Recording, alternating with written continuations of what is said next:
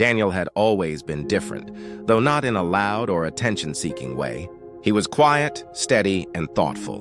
Born in Jerusalem, he grew up learning discipline from an early age.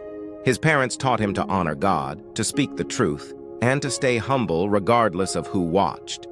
These lessons would later become the foundation of his life. However, everything changed when King Nebuchadnezzar's army invaded Jerusalem. Daniel, along with other young men, was taken captive to Babylon. The journey was long and filled with uncertainty. Some cried, some complained, but Daniel remained calm. He believed that even in captivity, God had not abandoned him. When they arrived in Babylon, the young men were selected to serve in the palace. They were to be trained in the language and customs of the Babylonians. The king wanted them strong, educated, and capable. As part of this training, the king ordered that they eat from his own table, rich meat, wine, and delicacies. To most, it seemed like a blessing. But Daniel saw a problem.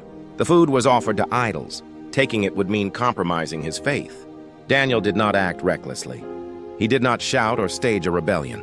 Instead, he respectfully approached the chief official. "Please," Daniel said gently, "allow us to eat only vegetables and drink water for 10 days. Then compare our health with the others who eat the king's food. If we appear weak, then do as you see fit."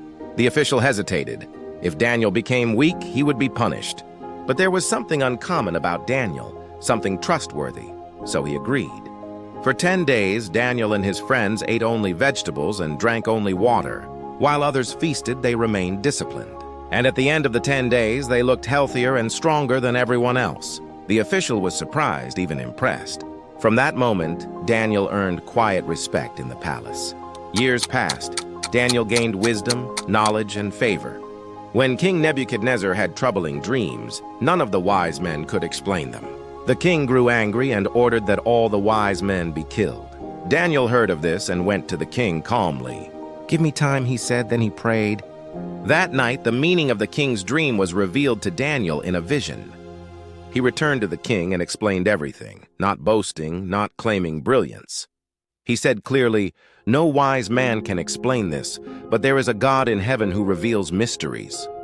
His honesty touched the king, and Daniel was promoted to a high position in Babylon. But not everyone liked Daniel's rise. Some officials were jealous. They could not find any fault in his work or character, so they targeted his faith. They convinced King Darius to sign a decree that no one could pray to any god or person except the king for 30 days. Anyone who disobeyed would be thrown into the lion's den. Daniel heard the announcement. He knew the punishment. But he also knew his loyalty to God. He did not argue or protest.